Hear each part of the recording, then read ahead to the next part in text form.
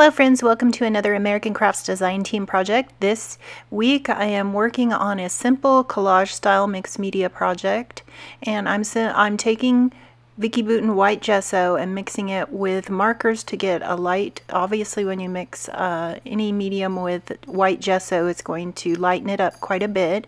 So I'm starting with a very light yellow, and then I'm gradually adding more color because it's easier to add color than take it away. And for this Newport Beach layout, I want to create a light and airy feel.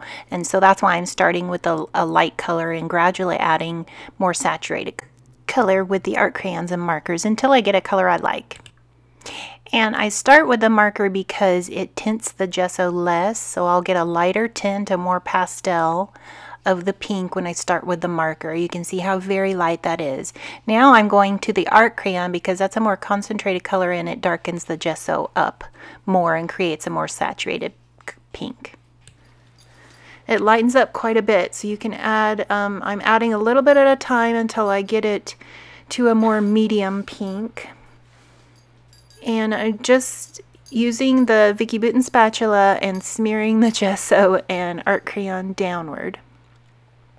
There you can see this is going to be a very simple collage layout. It's going to be a clean and simple design. So even though we're doing mixed media, it still can be a clean and simple design. So I've got the center portion of a ripped pattern paper from the new collection from Tangerine called Slice of Life, and this is my first layout with this collection.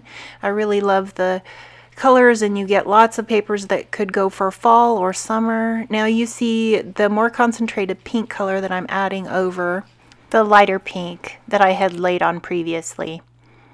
So I'm going to keep using the spatula and blend those two colors together. I like this streaky look because I definitely want it to look painted. Now I'm moving on to the aqua color, and I'm using the Blue Hawaiian watercolor marker from Vicki Boutin and adding some gesso. And the great thing about doing this is that you can custom color match to work with the items or products you're using on your layout. So right now it has a little more green, and then all you have to do to blue it up, I'm adding some sky blue from the art crayon pack. And by adding the sky blue art crayon, it does take away some of the green because I wanted to coordinate. See, I'm bringing over that little collage grouped pattern paper pieces that I've already stitched on, and I want this mixed media to coordinate with the patterns and colors that I've picked out from the Amy Tangerine Slice of Life collection.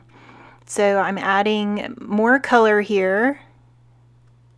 And you can see I'm just using the spatula to smear it back and forth on this acrylic stamping plate. And that way I can mix a color really easily.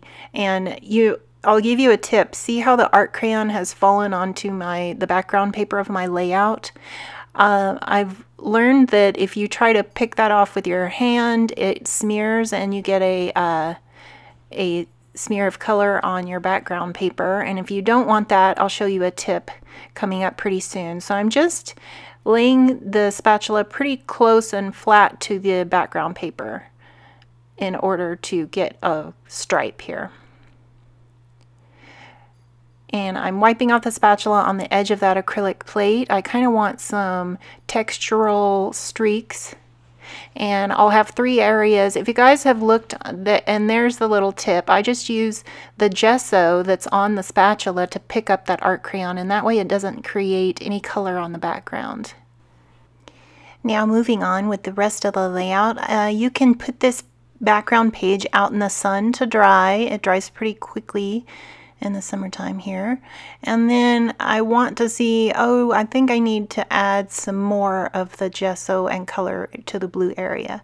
But you can see I've created simple collaged groupings by adding hand cut squares and rectangles, and then some of the thickers, the foam thickers from the Slice of Life collection have a white background foam. And here's where I decide, I think I need some more of the blue just to kind of make a bigger area. So I'm going back and adding some more of the gesso and seeing if I can mix what's on the acrylic block here, and I'm going to have to obviously add more color. So I got this idea from Pinterest. If you go to fashion mood boards, there's lots of collage style mood boards where they've used some mixed media in the background, kind of sometimes over the photos and sometimes under them. So that's what inspired this layout. And so it kind of does look like a fashion mood board. And since it's going to be a photo of my daughter, I thought that was pretty apropos.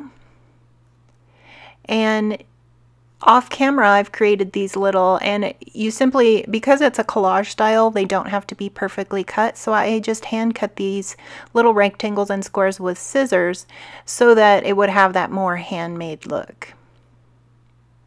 I like trying new styles. This is not really usually a layout that I would gravitate toward, but I really want to try some new styles, some easier, simpler layouts with less steps. So really, I hand tore the paper and had already cut out the squares and rectangles from the pattern paper in the Slice of Life collection. So this was a pretty quick layout for me. I usually take about 2 hours to make a layout, and obviously there's some dry time in there for working with gesso. So here the gesso has dried completely. I'm just showing you how you get that nice texture, and I've stitched around the outside of this American Crafts white texture cardstock.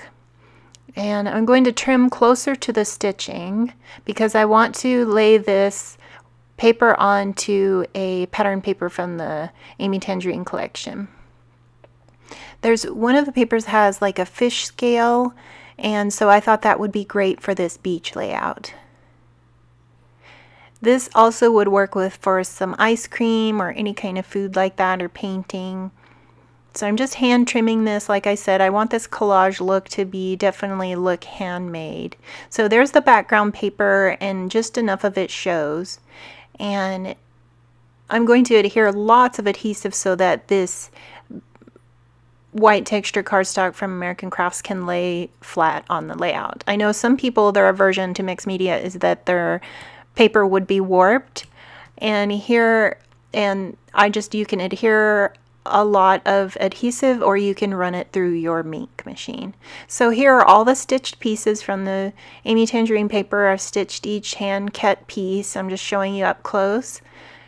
And I stitched those off camera, and now all I have to do is lay down the pieces over the mixed media background. My camera shuts off and I don't get the end of this layout, but the photo is going to go in the middle and touching all of these pieces. And then the title, that's not the photo I'm using, but that's where the photo will go. And all you have to do is add a few of the thickers with the foam backing. So the title will go at the top left there. And then I add some puffy stickers, and that's pretty much it. And I'm so glad that you joined me for this simple collage style mixed media layout. And here you see I've done my journaling, and I've added the puffy stickers and the foam thickers and a die cut. So that was pretty simple layout. It's easy for you guys to replicate. I'm super appreciative of you spending your time on my channel, and I thank you for all your kind comments. Here you can see from the side that each of the pieces is kind of lifted up a little, because when you stitch on them, that creates some texture and lifts it off the background. So I like how everything looks with the photo, the pinks and yellows and blues. And you can see some of the embellishments from the Slice of Life collection from Amy Tangerine. I'd love it if you'd like and subscribe, and join us here for some more mixed media layouts and some Hobonichi layouts and some planner and TN pages. Thanks for joining me. Bye!